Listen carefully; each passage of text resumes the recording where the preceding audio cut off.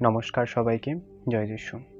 আজ আমি আপনাদের সামনে এমন একটি বিষয় নিয়ে আলোচনা করতে চাই, সেটি হলো ভারতের স্বাধীনতা সংগ্রামীদের ত্যাগকে খ্রিস্টের ত্যাগের সঙ্গে যুক্ত করো। স্বাধীনতার মূল্য।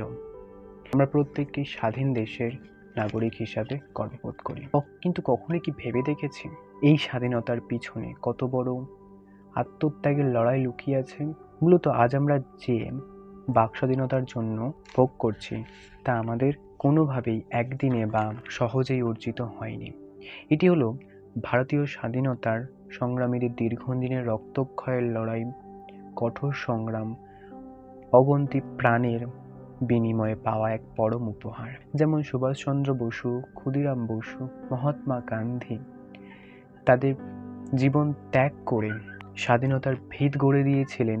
কিন্তু বন্ধুরা, আমরা আজকের আলোচনার মূল কেন্দ্রবিন্দু কেবল ভারতের স্বাধীনতা সংগ্রামের ইতিহাসের মধ্যে সীমাবদ্ধ নয়। আমি আপনাদের দৃষ্টি আকর্ষণ করতে চাই অন্য এক গভীর ও আধ্যাত্মিক ত্যাগের দিকে।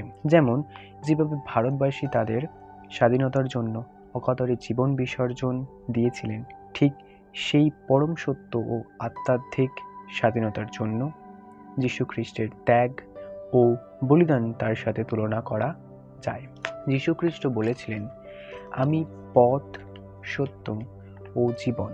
মানবজাতিকে পাপ ও অশুভ থেকে মুক্ত করার জন্য তিনি ক্রুশবিদ্ধ হয়ে তার জীবন উৎসর্গ করেছিলেন আমাদের জন্য। তার এই নিঃস্বার্থ ত্যাগ, যেখানে তিনি পাপী মানুষদের জন্য নিজের জীবন দিয়েছিলেন, তা যে কোনো পার্থিব স্বাধীনতার চেয়েও অনেক বড় মুক্তর প্রতীক।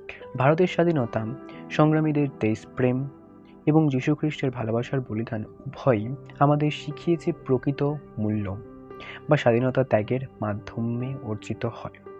আজ যখন আমরা প্রবৃত্ত ভাবনা নিয়ে এগিয়ে যাব, তখন বুঝতে পারবো যে কোনো স্বাধীনতার প্রতিষ্ঠার জন্য কিছু না কিছু মূল্য দেওয়া অপরিহার্য। এই মূল্য কখনো জীবন দিয়ে, আবার কখনো স্বার্থ ত্যাগ করে শোধ করতে হয়। আসুন আমরা আমাদের জীবনকে এমনভাবে গঠন করি যাতে আমাদের ত্যাগকে সমাজ ও দেশের মঙ্গল হয়। ধন্যবাদ।